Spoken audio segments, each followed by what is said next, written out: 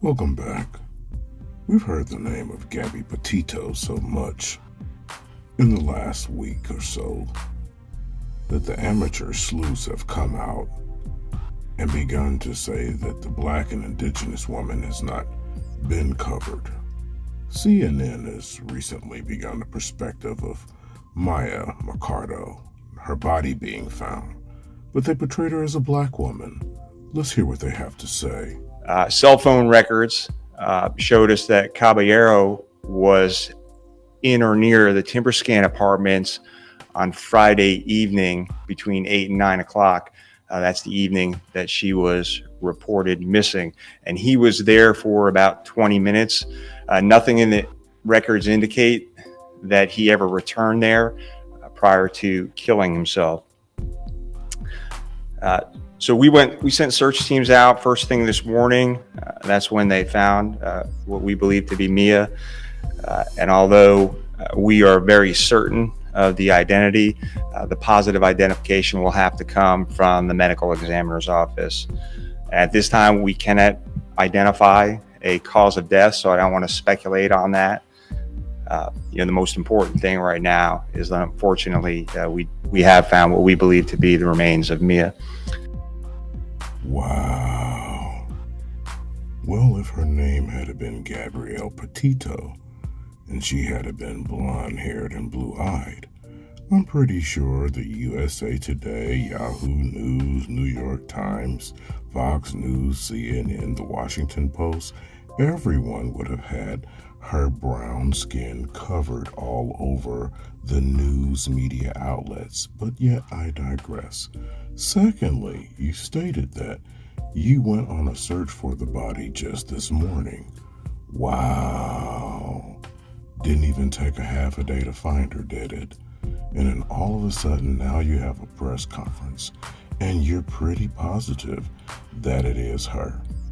Well, I believe that our sisters are right when they're talking about this missing black woman versus missing white woman syndrome. This isn't saying that Gabby Petito is not important. What it is saying is that there's an overrepresentation in media when white women go missing and an underrepresentation in media when black, brown, and indigenous women go missing. So for example, Laci Peterson, Natalee Holloway, Chandra Levy, these are all household names. We can all think of their faces when we say their names, but I'm willing to bet that no one watching or listening can name one single black or brown woman who went missing who became a household name. Now wait 1 minute, there's a whole list of brown women that's missing. They've plastered all over the news for everyone to see. Wait a minute, what it is, black girls, they just don't go missing, that's what it is.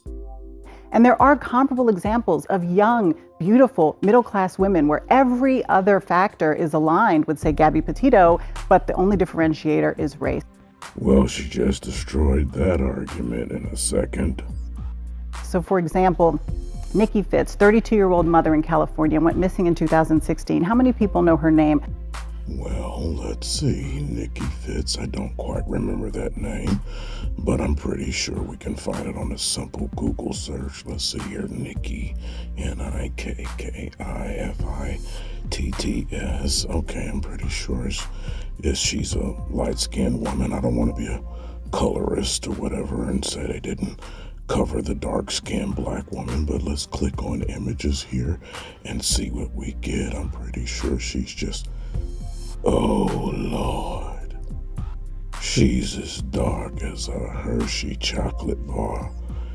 And the baby looks like she's the color of a wonderful caramel Twix inside. Oh, so we have to dispel the belief that they didn't cover her because she was dark, because clearly Nikki Fitz is dark. Her 2-year-old daughter went missing with her. That child is still missing to this day. So we're talking about representation. And this isn't just, you might look at media coverage, or a layperson might look at media coverage and say, okay, well, those are the stories that get blown up and that get covered. but what is the harm? What is the harm of it? Yeah, so unlike with other stories that maybe are, over or underrepresented, this actually has real life implications for women of color. Why? This makes them less safe because predators know that if you want to get away with murder, you seek the victim that no one is going to look for. This independent structure via the feminist movement started 40 years ago and has now left our women alienated.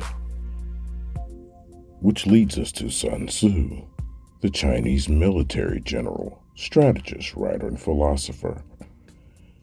He created the art of war, and the military strategy is used in Western and Eastern Asian philosophy.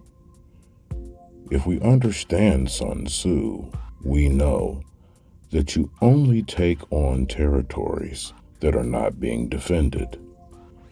When you take on a territory that is not being defended, it is easily conquered, and thus you do not have a protracted warfare. She's right. They're actually not looking for you. Represented. This actually has real life implications for women of color. Why? This makes them less safe because predators know that if you want to get away with murder, you seek the victim that no one is going to look for. So this has very real implications for women who are walking around today. Also, when there's all this media attention, that puts pressure on law enforcement. That directs resources to these searches. It increases reward money. So these women are much more likely to be found because of the media attention. This is something that we have seen before, right? This is actually a term that was that the late, great Gwen Ifill, who we miss very dearly, came up with. She talked about this at a Journalists of Color conference back in 2004. So let's listen to that.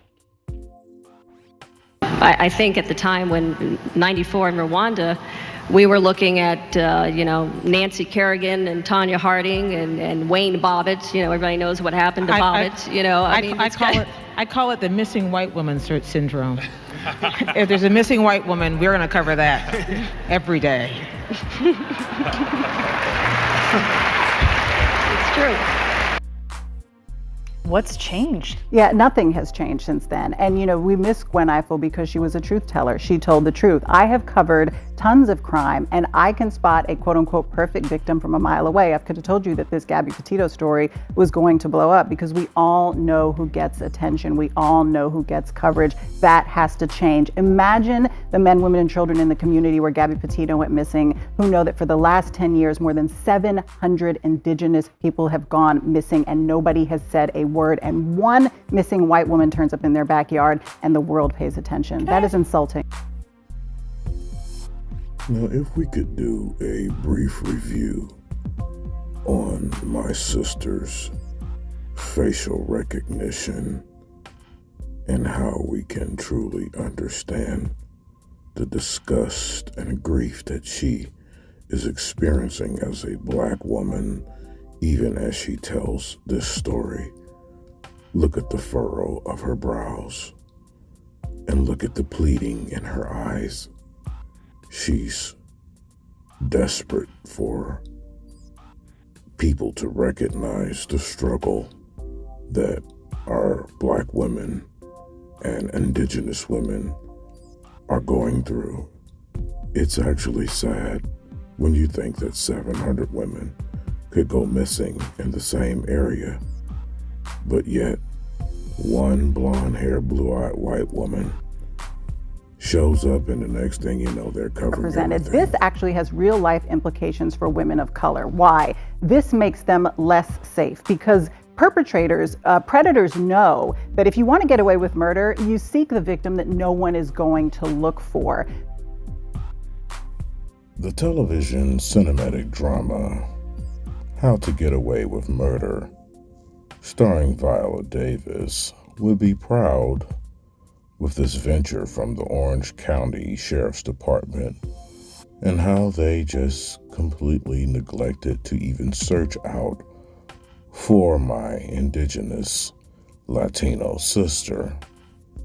It's shameful that by the time you did decide to look, you found her in half of a day and was holding a press conference. It's even more shameful that to try to prove that the media isn't biased, that CNN would portray Maya as a black woman when she's clearly Latino. Her last name is Latino. But I guess we must say that the missing white woman syndrome is true. If you like more videos like this, please subscribe to this channel, like, and share. I am The Voice.